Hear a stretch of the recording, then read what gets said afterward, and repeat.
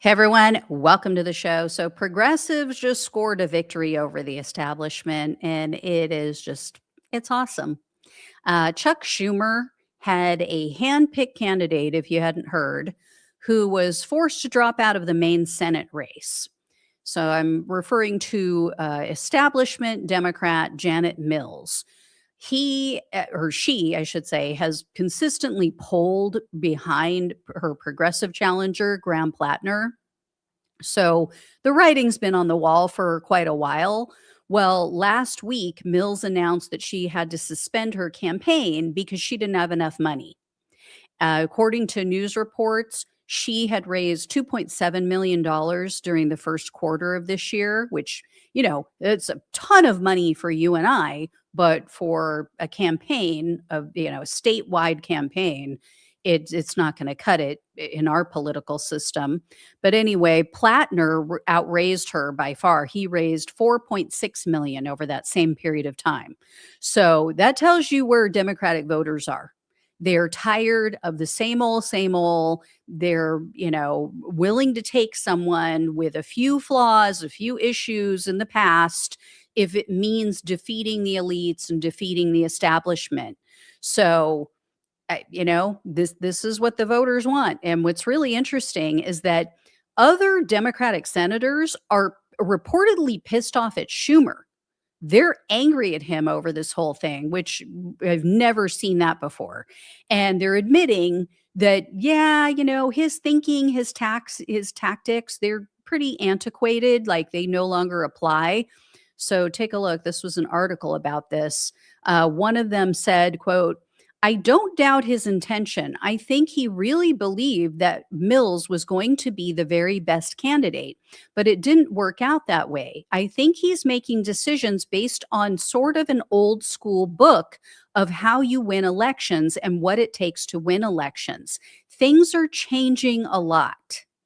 So that senator, as well as the other ones that they spoke with for this article, or I guess whatever article it was originally in, they all wanted to remain anonymous. So, and then they also said that Schumer should stop trying to, quote, pick winners and losers using donor money. So they specifically said he's using donor money to fund moderates. So this is mind-blowing. I mean, this is so unusual. It sounds like some Democratic senators actually finally get it.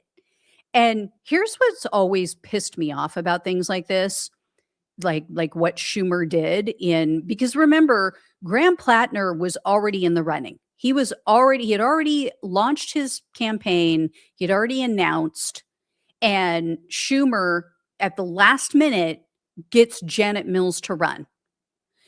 That never happens in the other direction.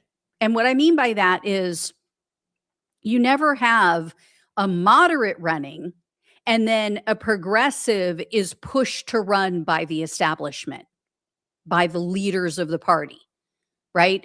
If a moderate is running, if a moderate has already launched their campaign in a primary race, and then a progressive decides, oh, I want to run too, I'm going to jump into this race.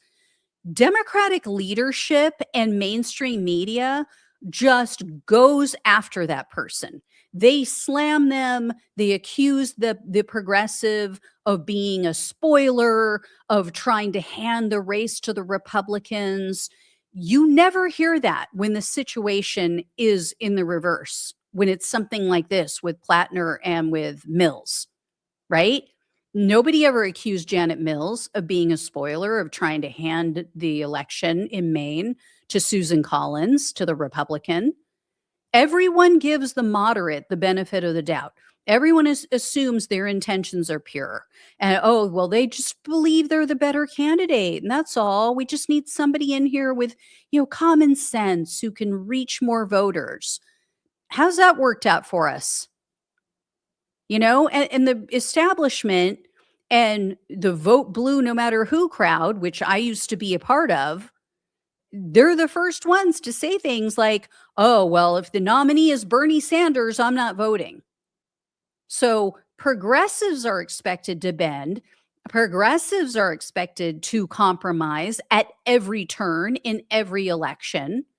But then everybody else isn't, they're not expected to do the same, right? The moderates in the party, they're not held to the same standard.